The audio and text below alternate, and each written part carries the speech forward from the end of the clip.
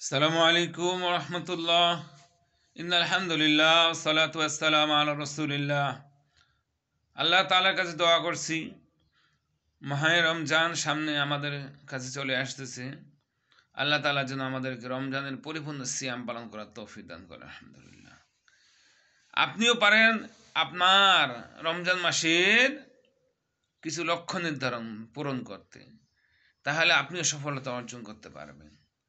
এই রমজানে যদি আপনি সফলতা অর্জন করতে চান, তাহলে সফলতার পঞ্চতন্ত্র অর্থাৎ 5টা জিনিস আপনাকে মেনে চলতে হবে, না হলে আপনি সফলতা অর্জন করতে পারবেন না।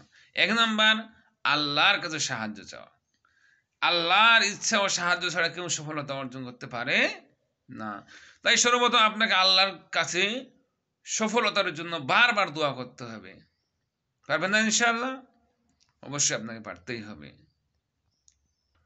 রমজানের যে আমলগুলো আছে শুধুমাত্র কেবলমাত্র আল্লাহর সন্তুষ্টির জন্য করতে হবে, তাহলেই আপনি সফলতা অর্জন করতে পারবেন ইনশাআল্লাহ। 2, আগে শুরু করা। রমজানের জন্য অপেক্ষা না করে আগে থেকেই, এখন শাবান মাস, রমজান মাসে যেহেতু সিয়াম পালন করতে হয়, তারাবি পড়তে হয়, ইফতারি করতে হয়, বেশি বেশি কোরআন তেলাওয়াত করতে হয়, এই জন্য আগে থেকেই এই রমজানে, এখন শাবান মাসে রমজান সিয়াম পালন করতেন, আপনাকে করতে হবে। রাতে কিয়ামুল লাইল শুরু করে দিতে হবে, বেশি বেশি কোরআন তেলাওয়াত শুরু করে দিতে হবে। 3 নাম্বার হচ্ছে রিভিউ। ডায়েরিতে বা কম্পিউটারে বা মাইক্রোসফট এক্সেল এর একটি ডায়েরি তৈরি করতে হবে আপনাকে। আপনি কখন কোন আমল করবেন, কোন সময় কোন কাজটা করবেন, এই জন্য আপনার একটা কী থাকবে, প্রতিদিনের একটা নির্দিষ্ট সময় থাকবে। সেখানে কখন দোয়া করবেন, কখন কোরআন তেলাওয়াত করবেন, কখন জিকির আজকার করবেন, কখন কি করবেন, এগুলো সব আপনার কি থাকবে, লেখা থাকবে। 4, সাহিব। সাহিব মানে হচ্ছে এমন একজন সঙ্গী যিনি আপনাকে এই ভালো কাজে সাহায্য করবে, একটা বন্ধু।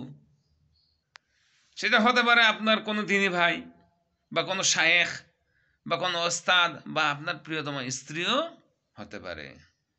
আপনারা প্রতিদিন তাদের লক্ষ্য সম্পর্কে উভয়ে জানবেন এবং সেগুলো আলোচনা করার চেষ্টা করবেন।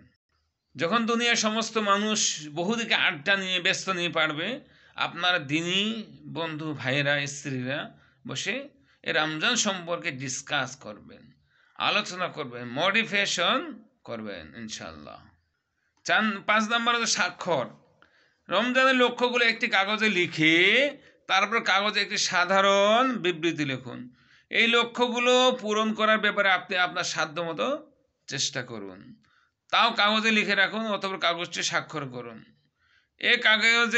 এ কাজের একটি জাদুকরী প্রভাব আছে। এর ফলে আপনার পরিকল্পনাকে কাজে রূপান্তরিত করুন। তাহলে রমজানে যদি আপনি সফলতা অর্জন করতে চান, সাকসেসফুল হতে চান, গেইন করতে চান, you are the must be granted ইনশাআল্লাহ। এই 5টা জিনিস আপনাকে খুব ভালোভাবে চিন্তা করতে হবে। আল্লাহর সাহায্য লাগবে, পরিশ্রম করতে হবে, রিভিউ দিতে হবে, একদম বন্ধু লাগবে, এবং কি করলাম এর একটা আমলনামা আপনার কাছে চাই। আল্লাহ তাআলা আমাদের কবুল করুন। আসসালামু আলাইকুম।